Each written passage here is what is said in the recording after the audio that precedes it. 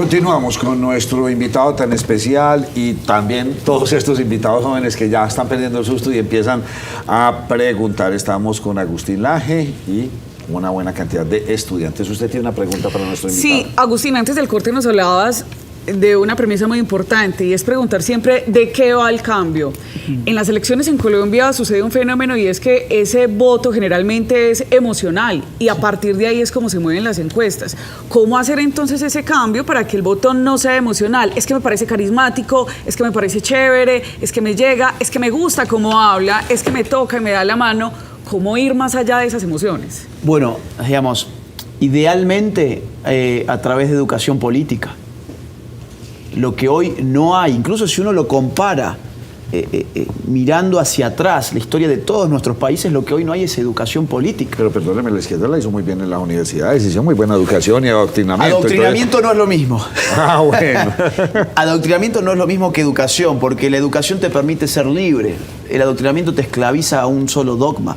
Yo diría tratar de contagiar pensamiento crítico, aun cuando pensando críticamente te decantes por Petro, ¿eh? Es decir, no significa que siempre razonando el asunto vas a llegar a una posición contraria a Petro.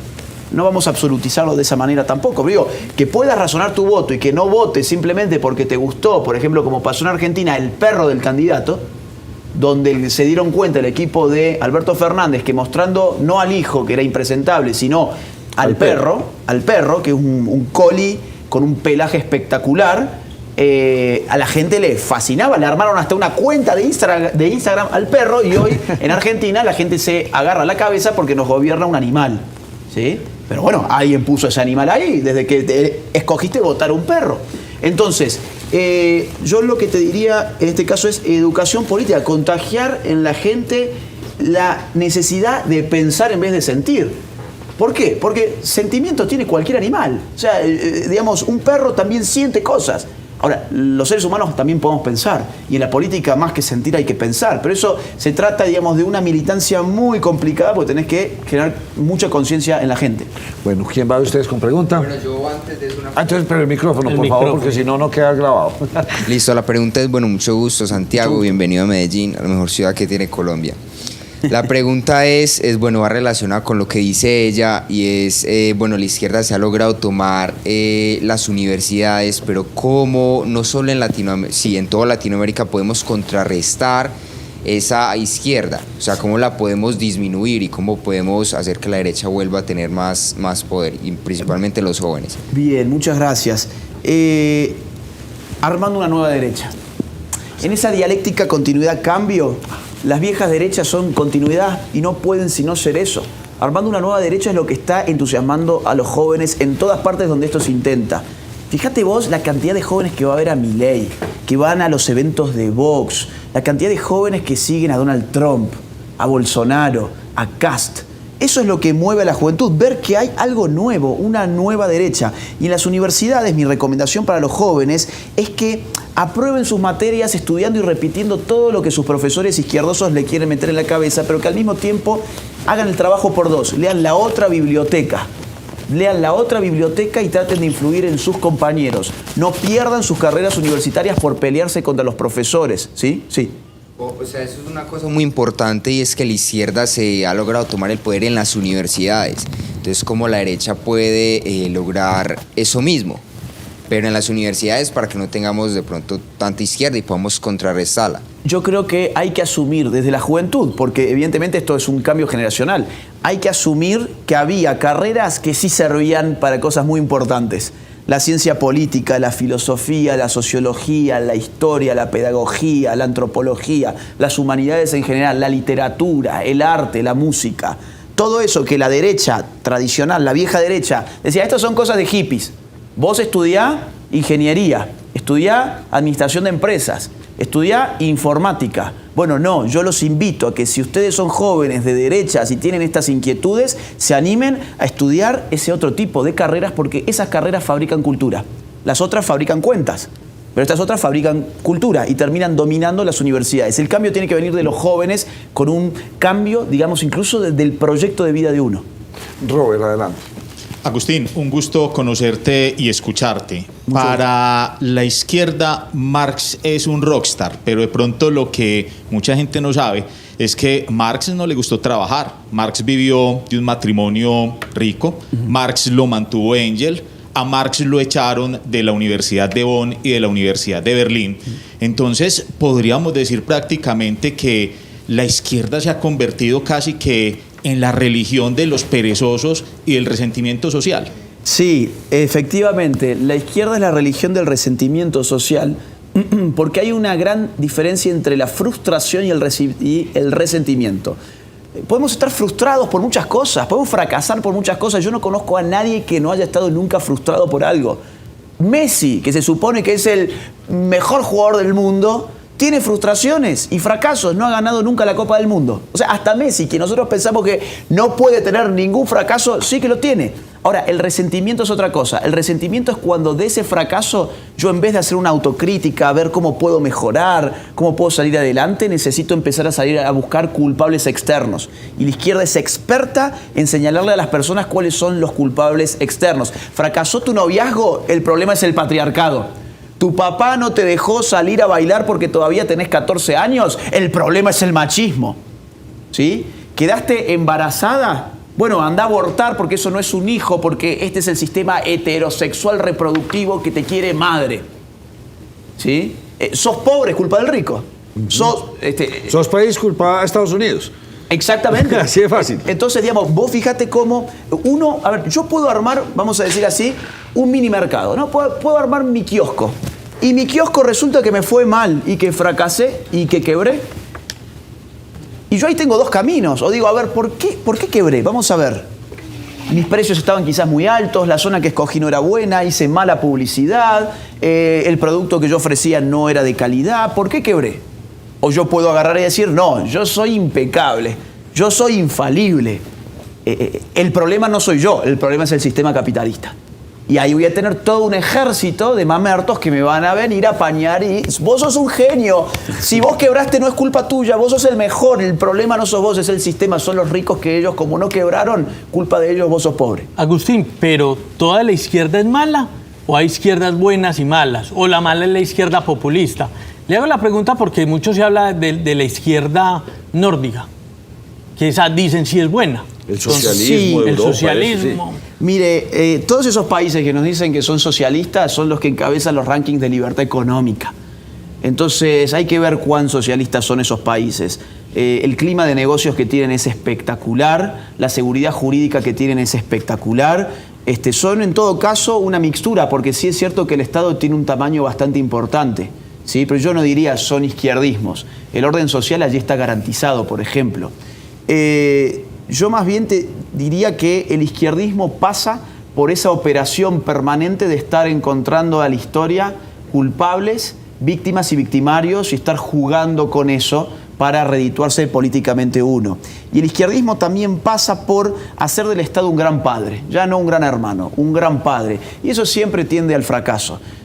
Al fracaso incluso a nivel social y de la realización del proyecto de vida de las personas. Dejemos a las personas en libertad, reduzcamos la burocracia estatal, bajemos los impuestos, disminuyamos el gasto público, no nos metamos en la vida de las familias, no nos metamos en la cama de la gente, que ahora también la izquierda quiere meter al Estado hasta en tu cama, no nos metamos en el lenguaje de las personas, ahora la izquierda quiere que hables de una determinada manera en que le han llamado el lenguaje inclusivo. No nos metamos contra los no nacidos, que la izquierda promueve su destrucción en el vientre materno. Entonces, las izquierdas en general yo creo que sí son una mala noticia, pero no veo en los nórdicos, en esto que usted me menciona, un izquierdismo puro y duro tampoco. ¿Y China? Bueno, por no, ejemplo. China es lo peor que existe. Es decir, China es una brutalidad totalitaria que ha mezclado el capitalismo con el Estado de una manera totalmente eficiente, porque ha puesto, digamos, al Estado a la cabeza del sistema capitalista. Y les ha ido muy bien, pero ahí pagas un precio. Podés tener una eficiencia económica maravillosa, pero tenés a esclavos viviendo en tu país. Es decir, no todo también es rendimiento económico. Cuidado. Porque si todo fuera rendimiento económico, pues nos convirtamos todos en China y nos convirtamos todos en esclavos. Hay que saber sopesar. un sistema que brinde libertades económicas y que rinda económicamente el asunto, pero que además nos deje llevar adelante nuestros proyectos de Y vida usted lo personales. repite continuamente, libertades. ¿Para quién tiene pregunta? Hola Agustín, mucho gusto. Mi nombre es Sofía Uribe. Quería, ahora cuando estabas mencionando lo de Chile, se me vino a la cabeza una analogía que estamos viviendo en este momento y es en el caso de Daniel Quintero, el alcalde. Mucho tiempo él cautivó con sus comentarios que le calaban mucho a la gente, a los estudiantes universitarios sobre todo. Y en ese momento creo que es muy común ver a las personas hablar de este tema y decir: retiro mi voto, no hubiera votado por él. Es lo mismo que ahora explicabas tú con el fenómeno de Chile. Esas personas, cómo se están retrocediendo, quisieran devolver el tiempo, si podemos llamarlo así, para poder resarcir su voto y decir como, no, realmente el cambio que se viene no es positivo. Mira, y en este caso la culpa no es ni siquiera del político. El político hace bien su trabajo. El trabajo del político es detectar cuáles son las ofertas discursivas que mejor calan en la demanda social de la opinión pública. Entonces, el político hace bien su trabajo, porque el trabajo del político es obtener votos. Quien hace mal su trabajo es el ciudadano, que en lugar de votar con la cabeza, vota con el corazón, digamos así, ¿no? Con el corazón. Entonces, ahí es donde la ciudadanía tiene que repensar un poco cómo va a votar. Tú Agustín. tienes una pregunta. Buenos días, mi nombre es Elizabeth Amaya, estudiante de mercadeo también. Tenía una pregunta, digamos la educación es el principal motor del desarrollo del país y ahorita mencionabas algo que me parecía importante y es que la familia tiene una función afectiva y es esa de educar y pues ahora tenemos una brecha bastante grande y por eso se da que no hay, pues hay gente que no tiene pensamiento crítico. Entonces, ¿cuál crees tú que debería ser como ese plan de acción para incentivar desde las familias esa educación y no haya como decir como algo influenciador, sino un pensamiento crítico desde las familias? Mire, yo creo que evidentemente destrozar la educación de un país es algo que no se resuelve en 4 años, es algo que hay que poner una maquinaria a funcionar, pero un proyecto muy interesante sería invertir la forma en que se financia la educación. En vez de financiar la oferta educativa, financiemos la demanda educativa. ¿Qué significa esto? ¿Cómo se financia hoy las escuelas? Bueno, dándole directamente el dinero a las escuelas, sean buenas o sean malas. El Estado va a estar ahí para sostener a la escuela económicamente, ¿bien? ¿Por qué ese dinero, en vez de dársela directamente a la escuela, no se la damos a los padres de familia en formas de vouchers para que ellos tengan la libertad de escoger a qué escuela realmente quieren enviar a sus hijos?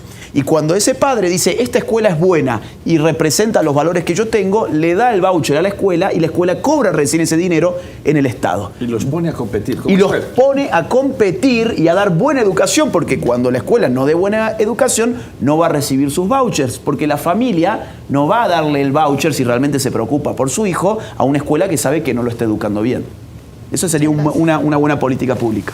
Agustín, quisiera volver al ejemplo que usted nos manifestaba ahora acerca de la serpiente. Esa serpiente con la derecha, que si es picada, pues inmediatamente reacciona. Pero llevándolo a un plano más de las personas, del común, no tanto de derecha o izquierda, sino las personas. El año pasado incluso usted hacía una crítica a través de sus redes sociales con respecto a nuestro presidente Iván Duque, donde decía que era un pésimo presidente justamente en mayo por todo lo que estaba sucediendo ese movimiento social de las personas salir a protestar. Cuando las personas también son picadas por esa serpiente y reaccionan, podemos decir entonces que esas personas también son de paz y simplemente fueron picadas en esa ocasión era por los impuestos que le estaban incluyendo con esa nueva reforma tributaria. Sí, pero yo te diré que yo nunca vi ninguna manifestación de derechas que salga a destruir la propiedad de nadie, que salga a agredir los comercios de las personas, que salga a reventar los monumentos públicos. Es decir, que estás diciendo que las personas que salieron a marchar y destruyeron, las estás calificando ya o metiendo como que ellos eran los de izquierda. Bueno, es el comportamiento típico de las izquierdas, las manifestaciones de izquierda son así. Pero no puedes decir que en Colombia justamente esos eran de izquierda, o sea, ¿qué tienes, digamos, para mostrar, para decirlo? Porque yo no me estoy yendo a tanto derecha o izquierda, sino las personas que estaban incómodas porque les estaban generando más impuestos. Mire, yo no creo que las personas conservadoras y libertarias, por ejemplo, salgan a destruir la propiedad de los demás. No creo que sea el caso. Yo creo que no conozco ningún caso, además.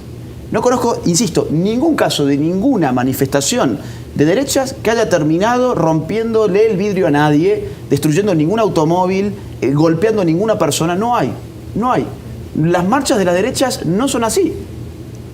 Pues eso lo dice usted, pero... No, es que es así. ¿Dónde está escrito que es así?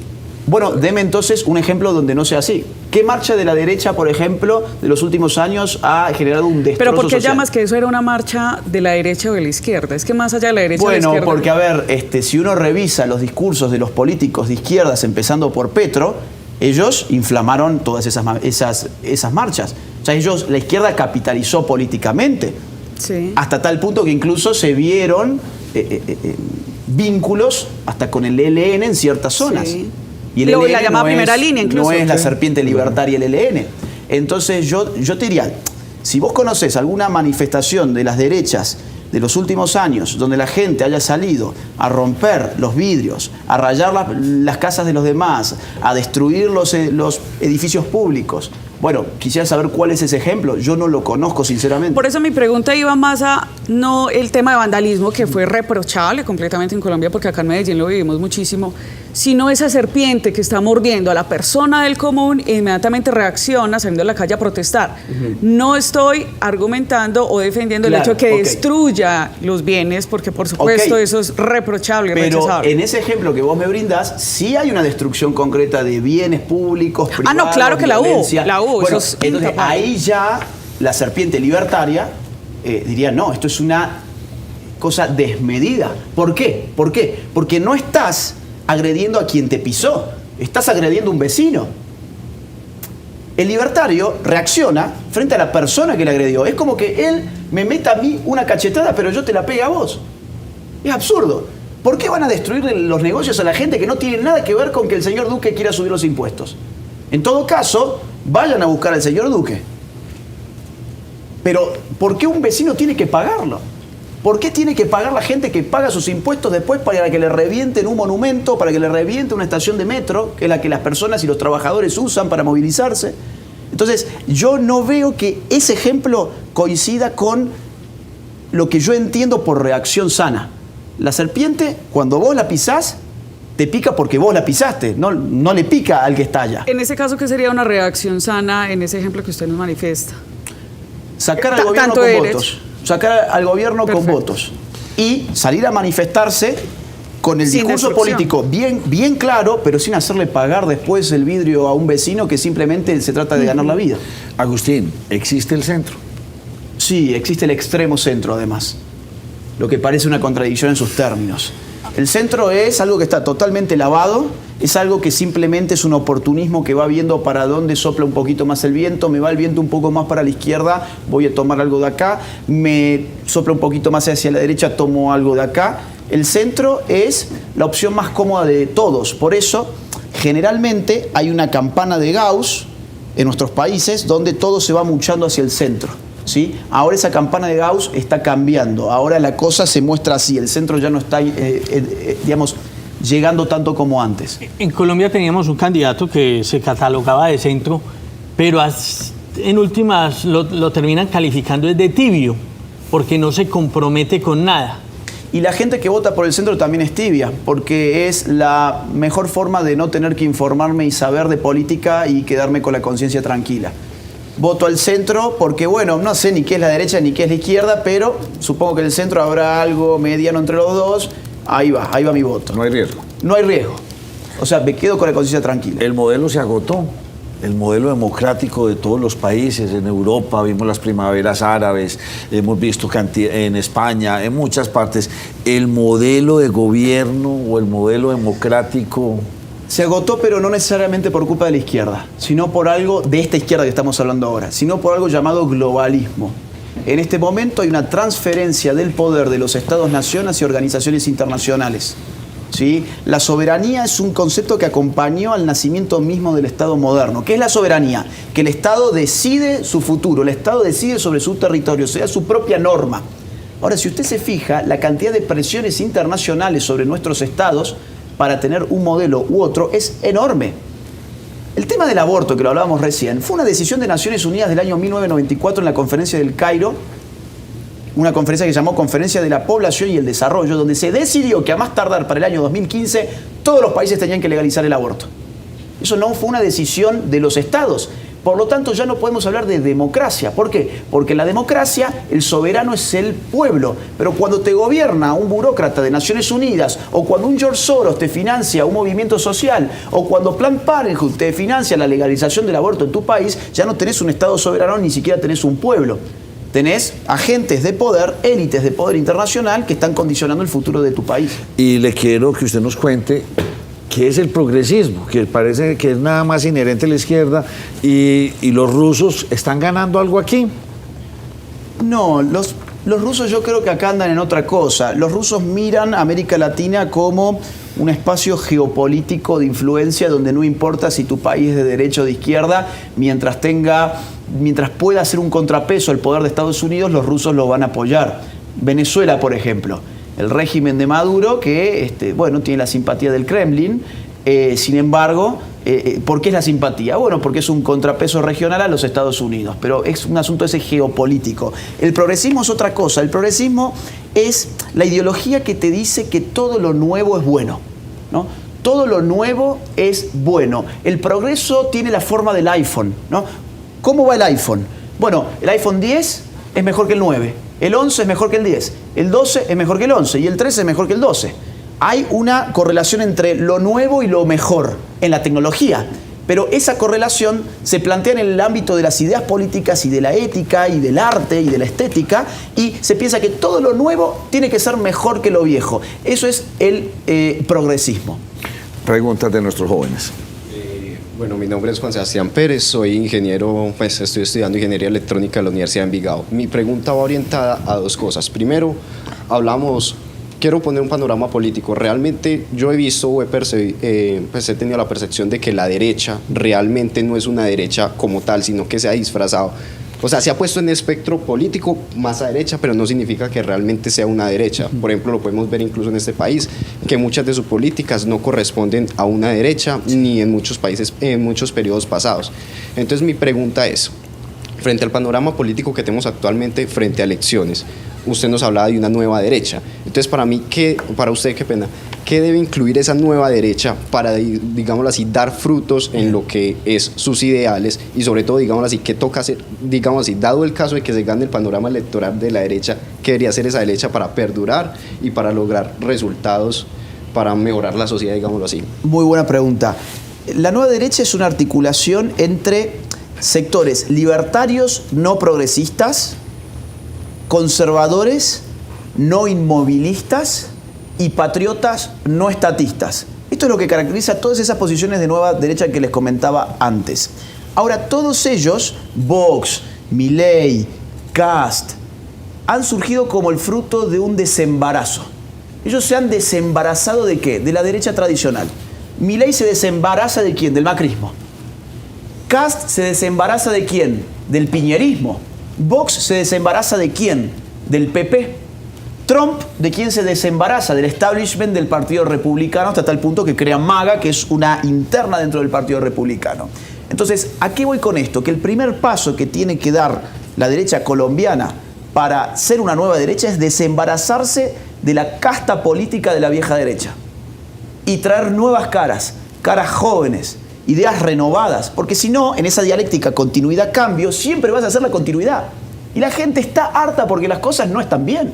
No vamos a decir que las cosas están fabulosas, no, la gente cree que no están bien y tenemos que presentarle desde la derecha que nosotros somos el verdadero cambio. No esas ideas de la Guerra Fría de los izquierdosos que siguen insistiendo, ya se les cayó el muro en el 89, pero siguen insistiendo con lo mismo. Tienen al lado de ustedes un país con el 97% de pobreza, que es Venezuela, y siguen insistiendo con que eso es lo que hay que hacerse. No, la nueva derecha tiene que traer el verdadero cambio, no la continuidad. Pero y para eso desembarazarse. Una pregunta ahí, pero hay unos caudillos que no se quieren salir. El caso del expresidente Uribe. Se perpetúan, no le dan posibilidad a nuevas generaciones y eso hace que todo el mundo se termina canse. haciendo daño. Lo mismo daño, que pasa en su daño. país, o sea, y se quedan. ¿Por qué los políticos se arraigan y no se van? Bueno, porque el poder es adictivo. Por eso, el poder es adictivo. Siempre se quiere más y siempre se lo quiere conservar. aun cuando hasta la propia vida y la propia libertad está en riesgo. Ahora, yo le diría, eso hace un daño terrible, terrible. Que el caudillo que ya se le pasó su cuarto de hora quiera seguir manejando los hilos, es algo que uno tiene que aprender, digamos, a cuándo dar un paso al costado, y los otros, los jóvenes, tienen que aprender que ustedes tienen poder para armar cosas nuevas. Armen cosas nuevas. Yo sé que armar partidos políticos nuevos y estructuras nuevas siempre es difícil, pero el sistema electoral colombiano es bastante sencillo.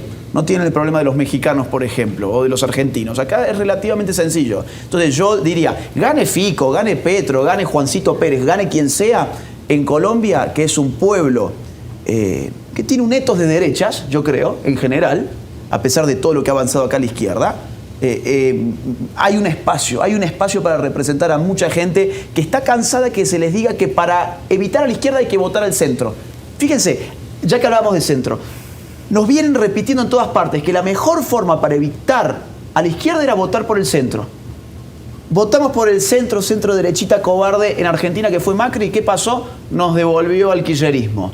Votaron por el centro derechita cobarde en Chile, Piñera, ¿qué pasó? Una reforma de la Constitución y un comunista como Boric. En Perú pasó lo mismo, y acá está pasando lo mismo también. Entonces hay un espacio para que realmente nos juguemos por las ideas. Agustín, otra pregunta. Digámoslo así, hay una cosa que también he percibido mucho, y es que la gente no conoce realmente políticas de derecha ni de izquierda. Realmente se basan, es como un espectro. Por ejemplo, aquí se basan más que todo es en la violencia, ¿cierto? Digámoslo así, en unas guerrillas de bases comunistas y quienes las enfrentaron. Sí. Pues no realmente tienen unas bases de derecha. Y otra cosa, digámoslo así, en ese mismo aspecto, las políticas de los países exitosos, ¿cierto? Porque digámoslo así, la fórmula ya existe, o hay muchos países que lo representan. También podemos ver como Singapur, como podemos ver Corea del Sur, muchos países que incluso empezaron más tarde que nosotros en unas situaciones más deplorables de salidas de guerras, lograron ser países hoy en día de primer mundo. Por ejemplo, por el ejemplo de Corea del Sur, que su guerra fue en más o menos mediados de los 60. Entonces, digámoslo así, ¿qué son esas políticas o esas formas o modos o caminos que los llevaron a ser exitosos, que se tienen que aplicar? Porque realmente la gente no los conoce. La gente, como vos decías, cree que todo es el Papa Estado, sí, y que el Estado es el que proveerá, mientras que es el individuo el que lo promueve. Entonces, ¿qué son esas políticas que nos llevan a eso? Bien, son dos puntos distintos. El primero, sí es cierto, acá en Colombia, precisamente por el asunto de la guerra interna, la gente ha visto la política como un asunto casi bélico. Digamos, está la guerrilla y está quienes lo combaten. Pero ese escenario empezó a cambiar cuando se llevó adelante el acuerdo de impunidad. Ese escenario, digamos, tiene poco futuro.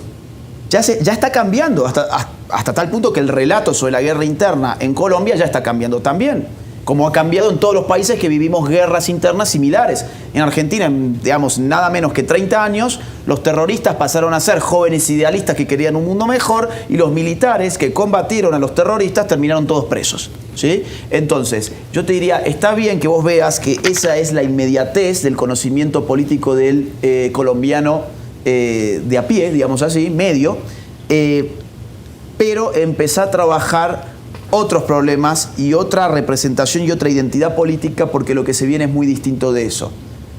En segundo lugar, ¿cuáles son las políticas públicas de un país exitoso? Yo te diría, yo no mediría solamente el éxito por el resultado económico. Evidentemente el resultado económico es fundamental, y ahí el éxito viene de liberar el mercado, dejarle a los individuos que ellos tengan la posibilidad de escoger qué hacer con su dinero, o sea, no reventarlos en impuestos, estimular la inversión, abrir el comercio internacional, ¿sí? Esas son las medidas que han hecho prósperos a países. Incluso vos ves el espejo que hay entre Corea del Norte y del Sur, y bueno, te darás cuenta que donde quieres vivir no es en la del norte, sino en la del sur. Entonces querés imitar más bien lo que hizo la del sur y no la del norte.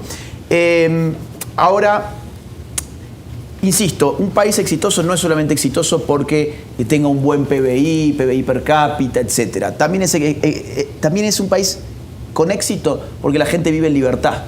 Y la libertad no solamente es económica, la libertad es también académica. No puede ser que nuestros chicos estén asfixiados en las universidades porque no se les permite pensar. El otro día, en una universidad, un chico me contó, aquí en Colombia, ¿sí?, que perdió 8 materias porque le dijo, pues debatió con su docente sobre el tema del aborto.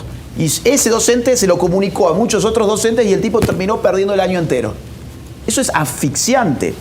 La libertad religiosa, curas perseguidos en México, digo, no nos vayamos a Medio Oriente, en México. La libertad de los padres de familia para educar a sus hijos. Vos fíjate, hablamos de muchas otras libertades. La libertad de expresión, que no me estén diciendo de que porque yo no pienso como un izquierdoso, yo tengo un discurso de odio. ¿Sí? La libertad de expresión, todo eso hace también a un país exitoso. Usted y después Salomé, ¿listo? Bueno, listo. Tomando ese punto, que iba a preguntar otra cosa, pero me gusta eso, y es que podemos tener en cuenta en este momento que China es el segundo país más rico del mundo, casi que el primero, pero, o sea, podemos decir que un país exitoso, pero limita las libertades. Usted en China no puede hacer cualquier cosa, ya el Estado está por todo lado. Entonces, ¿podrías considerar que China no es un país exitoso? No, exactamente por eso, porque yo no quisiera sopesar el éxito solamente en una plantilla de Excel. En China el régimen psicopolítico está tan avanzado que incluso hay cartillas de conducta social, ¿no? Entonces, si vos te pasaste un semáforo en rojo, por ejemplo, ya tenés un punto menos acá. Si vos compraste un libro contra el régimen, te bajamos un punto de tu cartilla de conducta. Si vos además estuviste haciendo una publicación en tu Facebook en contra de Xi Jinping, te bajamos más puntos todavía. Y en algún momento vos vas a querer ir a sacar entrar al metro, por ejemplo, sacar el pase del metro y te van a decir, no, usted no se ha portado bien. Acá usted no tiene puntos suficientes para subir al tren. Usted no tiene acá puntos suficientes para sacar un viaje, un boleto de avión. Usted no se puede mover, usted no puede contratar un servicio de internet porque usted no se ha portado bien. ¿Eso es un país exitoso? No, eso es un país cárcel. Salomé. Pero bueno, antes de eso, entonces, podríamos decir, listo, China es muy exitoso económicamente y es comunista, ¿no? 100 años lleva siendo comunista, pero entonces podríamos decir que la democracia podría estar en declive en este momento en Occidente. Sí, lo está. China, yo te diría, a partir de Deng Xiaoping en el 78, introduce reformas de mercado. El éxito económico de China no es por políticas económicas comunistas, es precisamente por políticas económicas pro mercado, pero dirigidas por el Partido Comunista Chino. O sea, China es una combinación de ultracapitalismo con ultraautoritarismo comunista. Eso es China. China es un engendro. Y lo segundo que me habías dicho, perdóname, era... Lo de si la democracia... Ah, sí, la democracia, está en declive. sí, está completamente en declive. Pero aparte, la democracia está en declive por lo que mencioné antes. Hoy importa más qué deciden ciertas élites globalistas que lo que la gente quiera para su patria.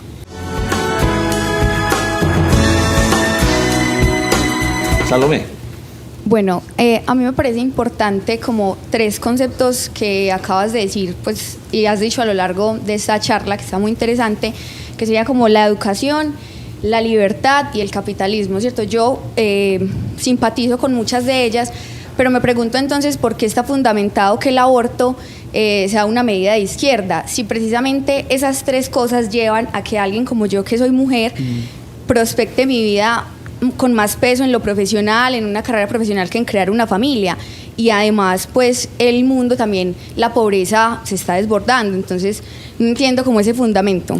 Bueno, porque la filosofía liberal, por lo menos, depende de 3 derechos básicos: libertad, propiedad y vida. Tanto es así que sin vida yo no puedo tener libertad. ¿Cuál es la libertad de un muerto, por ejemplo? ¿Tiene libertad de expresión un muerto? No, porque no puede expresarse. ¿Tiene libertad de movimiento, libertad política? No, porque no puede moverse ni votar. Entonces, ocurre que el fundamento primero del derecho se llama vida.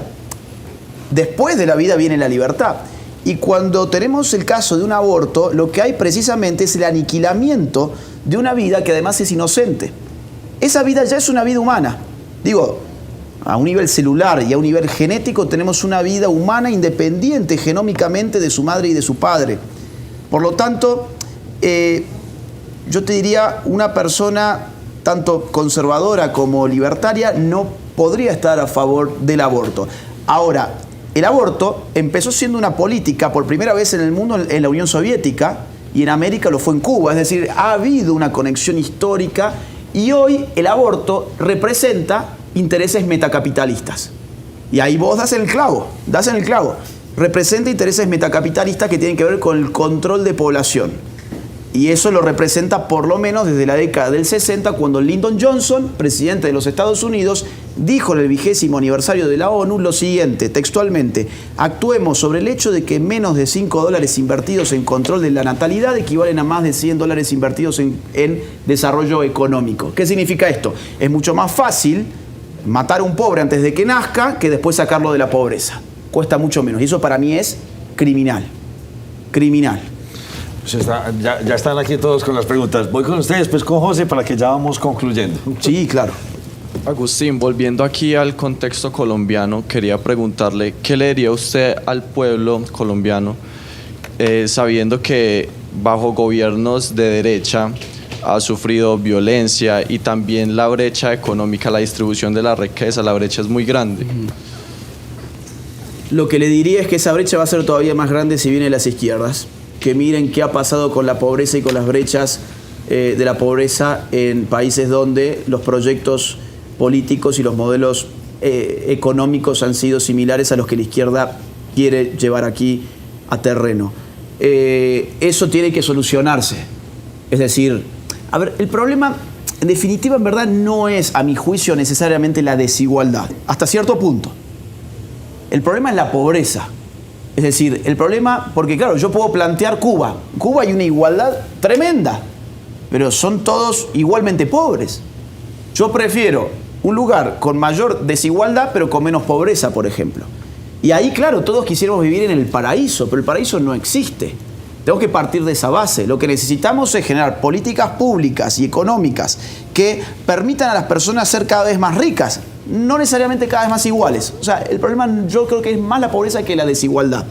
Y para eso necesitamos un Estado que afloje sus tentáculos, que le quite impuestos a la gente, que deje de tomar funciones constantemente nuevas, que deje de ser un lugar del empleo del buen militante de turno, donde tenemos que estar inventando secretarías, departamentos, subsecretarías para darle trabajo a gente que podría estar trabajando en el mercado, generar condiciones de inversión, alentar la empresa, alentar a las familias, a los individuos.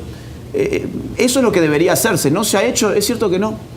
Y ese es un problema, pero yo no creo que una medida de izquierdas vaya a mejorar la situación, sino todo lo contrario. Insisto, Venezuela es el ejemplo más claro de todos. 97% de pobres son todos igualmente pobres y todos caminan sobre millones de dólares de petróleo. Últimas 3 preguntas, arranco con usted, José. Agustín, en Colombia tenemos un candidato que efectivamente va liderando las encuestas hacia las elecciones presidenciales, que es Gustavo Petro. Gustavo Petro tiene un lenguaje o mejor un discurso que es camaleónico. Sí. Lo va cambiando constantemente dependiendo del escenario. ¿Cómo evitar que un elector común y corriente pues no se deje seducir de ese lenguaje camaleónico donde él escucha lo que quiere escuchar en determinado momento? Mire, creo que lo más efectivo para eso y lo que nos permiten hoy los medios sociales es elaborando un corte y pegue en videos mostrando, miren, esto dijo acá, pero esto otro dijo acá, pero esto otro lo dijo acá. Y mostrarle a la gente que es un mentiroso y que nadie quiere tener a un presidente que mienta en su campaña electoral y mucho menos cuando llega allí. Sin embargo, ese es el modus operandi típico. Es decir, a ver, hoy giran los videos de Chávez diciendo que él no era socialista. Llegó al poder y fue un socialista del siglo XXI. Podemos revisar las entrevistas a Fidel Castro cuando él tenía su guerrilla en la Sierra Maestra y fue The New York Times a hacerle su entrevista. ¿Y qué dijo Fidel Castro? Que él quería hacer una revolución liberal para retomar la constitución de 1940 de Cuba, que era una constitución muy parecida a la de los Estados Unidos. Y la gente apoyó la revolución, incluso Estados Unidos apoyó la revolución quitándole digamos, armas al régimen de allí. Entonces, son mentirosos, siempre han operado así. Ahí no hay nada nuevo. Ahora lo que está haciendo Petro es tratar de ganarse al público religioso y que el público religioso que tiene fe sepa que la izquierda lo primero que ha aplastado siempre es la libertad religiosa, ¿sí? Lo mismo ha hecho López Obrador. López Obrador también es camaleónico, totalmente camaleónico. y hace pocos meses 5 sacerdotes fueron condenados en México por haber dicho en sus homilías que tenían los católicos que razonar su voto. Eso fue lo que dijeron, que razonen su voto, que sean buenos ciudadanos, que piensen a quién van a votar. Los 5 están hoy condenados por López Obrador. ¿Cuántos católicos votaron a López Obrador? En un pueblo que tiene 85% católicos como es México. Increíble.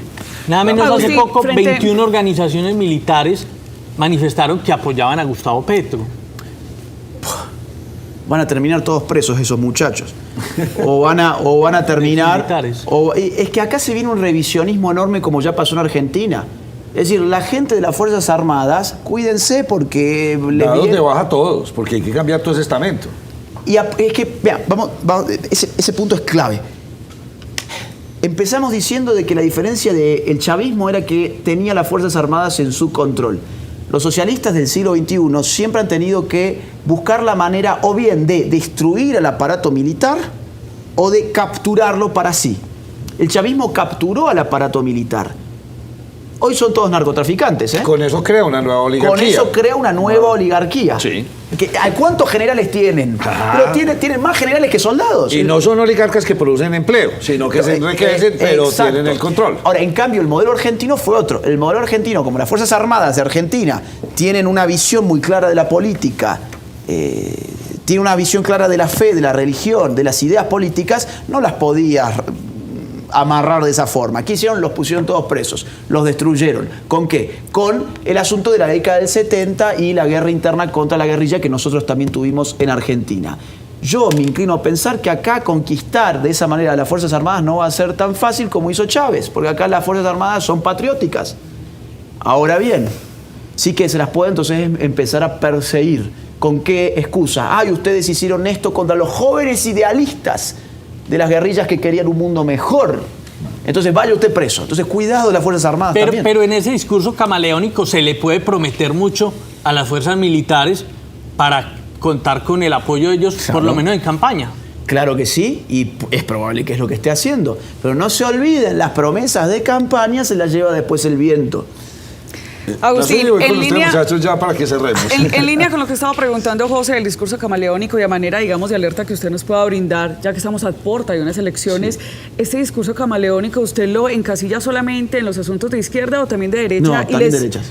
Porque ahí es importante citar 2 ejemplos. El presidente actual, que prometió algo muy importante para los colombianos, mayor cantidad de salario, menos impuestos, se le volteó. Y en la parte local, con el alcalde de Medellín, Daniel Quintero, que ahora una de nuestras estudiantes lo estaba citando, cuando hablaba precisamente de bajar ese costo que estamos pagando por servicios públicos. ¿Cómo advertir, Agustín, sobre esos lenguajes camaleónicos que nos están como conquistando serpientes? ¿O quién Sí. advierte? La pregunta es, Sí. ¿cómo advertir? ¿O quién advierte? ¿Somos los medios? Son los medios, es la sociedad civil, es la gente que hoy informa, porque la gente ya no solamente se informa por los medios tradicionales, se informan también por las redes sociales. Hay youtubers que tienen incluso hasta más impacto que los programas televisivos.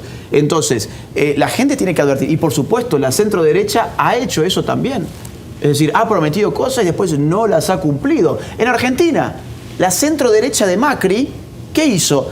Prometió defender la vida desde la concepción. ¿Y después qué hizo? Nos abrió el debate del aborto en el año 2018. ¿Por qué? Porque necesitaba tapar los descalabros económicos que ellos habían generado. Entonces, a ver, a mí no quiero que se me interprete como una persona que viene a defender a la derecha o a la centro derecha. Yo lo que trato de impulsar es una nueva derecha totalmente despegada de todo eso otro. Y considero que es atroz que se mientan las campañas políticas tanto desde las izquierdas como desde las derechas. Joven. Agustín, un gusto conocerte, mi nombre es Felipe Villada. Ahorita hablamos un poco de que los problemas también vienen desde la educación. Sí. De alguna forma aquí la derecha se ha tomado la educación y a través de la historia han estado en las escuelas de alguna forma imponiendo alguna ideología. ¿Cómo podríamos nosotros, no sé si se trate de principios o valores desde la familia, empezar a cambiar como esas ideologías que nuestros padres de hecho se niegan a cambiarla o al menos a transformarla un poco sin necesidad de ir al izquierdismo, por supuesto, y pues empezar a como a trabajar en eso, pues porque hablamos de que es un cambio larguísimo que pues no se va a lograr de hecho con un cambio de candidato cada elección? Mira, eso se cae muy fácilmente con el sistema de voucher que yo te acabo de comentar hace un rato. Claro, el sistema de voucher, el Estado, el gobierno, sea de izquierda, sea de derecha, sea de lo que sea, ya no va a tener el poder de imponer cuál es el modelo educativo que el colombiano tiene que elegir, porque le va a transferir los fondos al colombiano en su casa para que él elija cuál es el modelo que le gusta en el mercado educativo. Y el colombiano va a ser él entonces el que rija cuáles son los contenidos que valoran. Vamos a suponer, a mí no me gustaría mandar a mi hijo a un colegio que le enseñen ideología de género, que le digan que la sexualidad depende de su autopercepción y que venga, que se ponga su vestido porque tiene que deconstruir su masculinidad, por ejemplo. A mí eso no me gustaría. Ahora, si en ese sistema aparece un colegio que ofrece eso y hay gente que le gusta eso y quiere mandar a su hijo a ponerse un vestido al colegio, pues le dará su voucher y yo no tendré ningún poder para decir que no lo haga. Y eso es muy importante, es muy importante. Ahora, ¿cómo pueden hacer los jóvenes? Me decías vos, mira, estudiando. Es decir, esto implica un esfuerzo, estudiando. Hoy, nunca como hoy, ha habido tanta facilidad para adquirir material de estudio. Y esto está muy mal que yo lo diga, pero hoy todos los libros están pirateados por internet. Ni siquiera tenés que gastar. Tenés que empezar a rastrear y te lo bajaste. Pero estudiar no significa mirar TikTok o mirar Instagram. ¿Sabes cuánto tiempo perdemos en Latinoamérica usando redes sociales por día? 3 horas 43 minutos. Ese tiempo, si vos pudieras sacar 1 hora para leer un libro, créeme que todas esas dudas y esos problemas educativos que vos mencionás empezarían por lo menos a solucionarse en alguna parte. Depende obviamente de uno. Yo no puedo querer de que todos me lo den gratis, ¿no? Yo tengo que dar mi tiempo. Me trae usted esta presentación aquí. Este es el último libro. Ese es el último libro. ¿Por qué leer La batalla cultural de Agustín Laje? Porque te va a explicar por qué es tan importante la cultura para el poder. Habitualmente pensamos que la cultura es una cosa, bueno, son las costumbres, las tradiciones, los símbolos, las creencias, las normas, los mitos, las historias. Sí, no es solamente eso. Todo eso que llamamos cultura condiciona nuestra vida. Todo eso que llamamos cultura está inscrito en nuestra propia conducta cotidiana. La izquierda lo ha entendido muy bien desde principios del siglo XX. Antonio Gramsci ha sido su gran pensador de batalla cultural. La derecha no lo ha entendido jamás. Ahora las derechas están empezando a hablar de batalla cultural y no han teorizado qué es una batalla cultural. Bueno, este libro viene a teorizar qué es una batalla cultural y qué puede ser una nueva derecha. Es un libro gordito, ¿sí? O sea, hay que... Está estudiado, es un libro que se trabajó profundamente. Es un libro que me llevó, digamos así, 7 años muy interrumpidos, pero me llevó bastante cantidad. A grandes rasgos, Sí. obvio, para que compren el libro, ¿qué es una batalla cultural? Una batalla cultural es una disputa de magnitud cuyo fin es el dominio de los elementos de una cultura que se hace a través de la misma cultura. Explico así. ¿Qué son los elementos de una cultura? Las tradiciones, los mitos, los ritos, las historias, las creencias, las costumbres, el lenguaje. ¿Qué son mecanismos culturales? Claro, porque la batalla cultural no se hace con una pistola, ¿eh? No es que yo vengo y te pongo una pistola y te digo, cambia tu lenguaje y ahora habla lenguaje inclusivo. No, yo tengo que hacer eso a través de las instituciones y los mecanismos culturales. ¿Cuáles son? Los colegios, las universidades, las familias, las iglesias, los medios de comunicación, las redes sociales, el arte, la música, el cine, las series, etcétera, etcétera, etcétera. Hoy las batallas políticas están dándose en estos ámbitos. Las escuelas son un lugar de batalla cultural, las familias son un lugar de batalla cultural, las universidades son un lugar de batalla cultural y lo que está en juego son cosas muy importantes que son las que se terminan votando muchas veces en las elecciones. En esa batalla cultural, Agustín, para que nos explique un poco más quiénes vienen siendo los guerrilleros culturales, que usted lo menciona. Ok, a mí me gustó el término guerrillero cultural porque la teoría de guerra de guerrillas supone que el guerrillero cambia las reglas de juego para compensar su debilidad. Claro, el guerrillero está débil frente a un aparato profesional, frente a unas fuerzas armadas que están equipadas, entrenadas. En cambio, el guerrillero, ¿qué hace? Dice, tengo que compensar que tengo menos armamento, que soy menos personas y que conozco menos de guerra. ¿Qué hago? Me voy al monte. Hago que las fuerzas armadas vengan al monte porque yo acá tengo una posición de superioridad en el monte. Así ha funcionado la guerra de guerrillas, en general. Rural, por lo menos. Entonces, el guerrillero cultural es el que sabe que tiene todo en contra. Que Netflix, totalmente progresista, Hollywood totalmente progresista, las universidades progresistas, las escuelas, dependiendo de una currícula escolar del Estado que generalmente termina siendo progresista también, ¿sí? Los medios de comunicación, este veo que es una excepción, pero por lo general tienden mucho más hacia las izquierdas, el arte, la música, el teatro, el cine. Entonces el guerrillero cultural, viendo que está en una posición de debilidad, sin embargo, piensa cómo yo puedo tener influencia, cómo yo puedo alcanzar a la gente, cómo yo en mi día a día puedo cambiar las cosas, aunque sea en mi entorno familiar. Y hoy tenemos, por ejemplo, redes sociales a través de los cuales no solamente tu entorno familiar y de amigos, sino que podés trascender con tu mensaje a mucha más gente. Ese es un guerrillero cultural. Pues, Agustín, yo me quiero adelantar al final. No, es que me voy ya. Bueno. Ya el hombre tiene otro compromiso. Era algo cortico. ¿Usted por qué habla de que hay una generación idiota? Hoy. Ese concepto salió de este programa hace creo que 2 o 3 años. Sí, señor. Y ese concepto es el que voy a trabajar en mi próximo libro que va a salir el año que viene. Porque la palabra idiota viene del idios griego. O sea, idiota no es una palabra nuestra, ¿eh? Es viejita. El idios griego lo representa muy bien la filosofía griega como aquel que se mira al ombligo. Aquel que las cosas públicas no le interesan. Mientras su ombligo esté bien, esa persona lleva su vida aislada de los debates públicos, de las discusiones importantes. Ese idiota griego va a tener también una figura en el medioevo y va a tener una figura moderna, por ejemplo, en la rebelión de las masas de Ortega y Gasset, donde el hombre masificado nos lo presenta a Ortega como un verdadero idiota. ¿Por qué? Porque piensa que él es el hacedor de la historia, que su ombligo es lo más importante del mundo y no ve el proceso civilizacional que está detrás de él. Las generaciones hoy en día tienen todos esos defectos, pero no solamente las nuevas generaciones, yo diría que ya es prácticamente consustancial a la sociedad idiota. Habría que hablar ya no de la generación idiota, sino quizás de la sociedad. ¿Por qué? Porque nuestra sociedad nunca puede mirar lo bueno que ha heredado del pasado, nunca puede ver el proceso civilizacional que nos ha traído hoy, hasta este momento de la historia.